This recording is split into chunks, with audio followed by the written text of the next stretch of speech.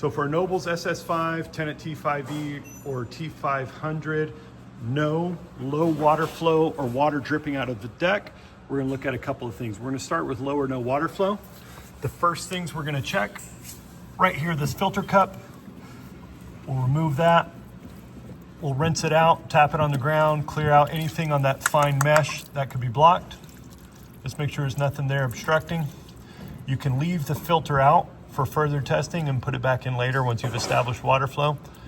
But it's very common for soap scum, mineral, any kind of stuff in the tank to settle down that filter and stop water flow. Then right here we have a twist knob all the way to the left, backs out the coarse screw that allows water to flow freely, lets the plunger of the solenoid open all the way up. The last thing at the back, kind of difficult to get at. We usually take care of this in our refurbishment process. You could do it in the field by just letting it soak with some vinegar and let that run through the system.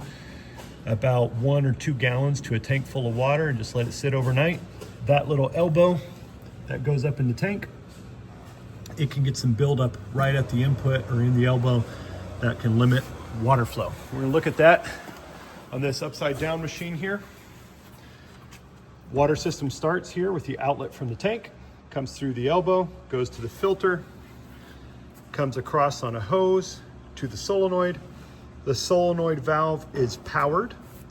When the brushes are powered and spinning, the same relay circuit that powers the brush contactor will power the solenoid. There's the twist knob all the way left is fully open. If you look closely, that's just a coarse screw. As you thread it right, it screws in and stops the plunger from opening fully. As you turn it left, it backs out, allows the plunger to flow all the way. Water then exits the solenoid and travels down this tube over to the deck. And if you look at the front of the machine,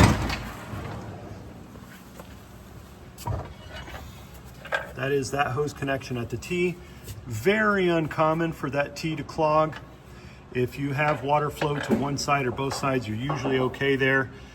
If you don't want to disassemble the system, you can always pull that hose off the T and shoot some air back up into the tank. That'll usually break up whatever's in there obstructing.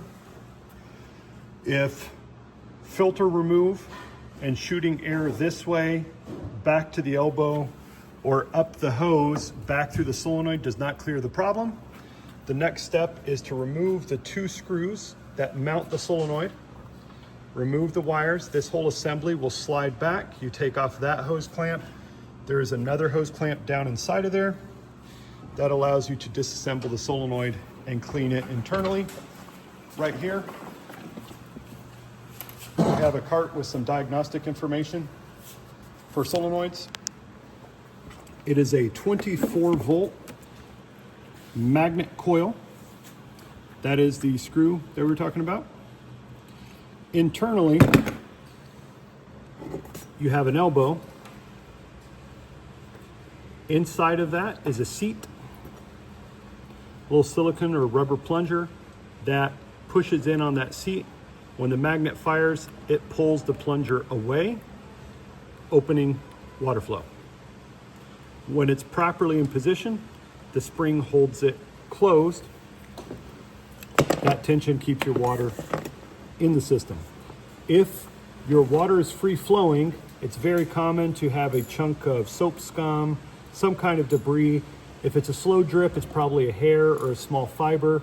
If it's a heavy flow, it's probably some kind of debris that has gotten between there. It's not able to clear the corner, and that's what creates the flow of water situation. If you want to diagnose your solenoid, you want to make sure that your thread is stable. Threads all the way in, all the way out. If you have one that's jammed up, you might be able to loosen it, get it lubricated a little bit. You also want to check it electrically.